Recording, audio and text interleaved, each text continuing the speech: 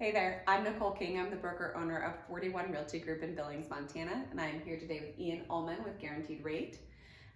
We are talking about tip income. There's a lot of people in, I would say not just the Billings area, but everywhere that have jobs where they get tips, and that may or may not actually count towards qualifying you for a mortgage. So tell us the things about that. Yeah, definitely. So tip income is very common. Service industry is very large here, as you said.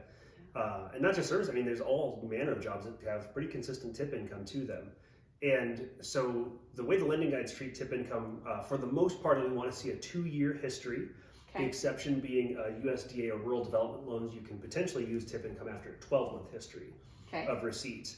The bigger issue I've seen in my career is if it's a cash heavy tip business, if those tips are not reported on your income taxes, number one, you're violating IRS code, so stop it. But number two, we can't use those because it's not documented, backed, proven income.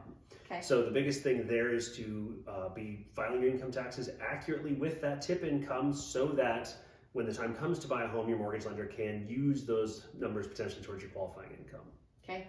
The other thing I hear a lot of tips folks do is they'll put their money in a jar in the closet or whatever, and they're like, oh, I have, $5,000 to use towards whatever the costs are for buying a house, which might work with maybe paying for your inspection, but probably not with earnest money and down payment. Right, yeah. So the lending guidelines are pretty picky when it comes to what they call cash on hand. Okay. For the most part, it's a no-go. Okay.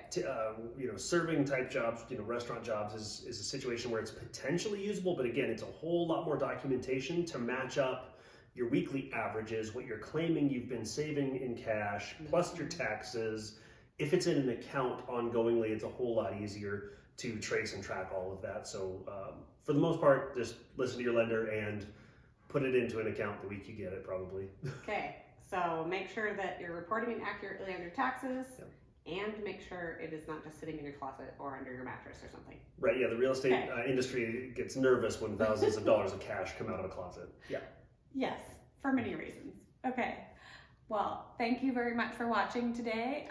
If you have a tips-based income and you have not been reporting it on your taxes and have not been depositing it into your bank account, it'd be a really good idea to sit down with your accountant and with a lender and find out how you can maybe start from today going forward so that when you're ready to buy, we can count all of that towards your qualifying income. Thanks again, and we'll see you in the next video.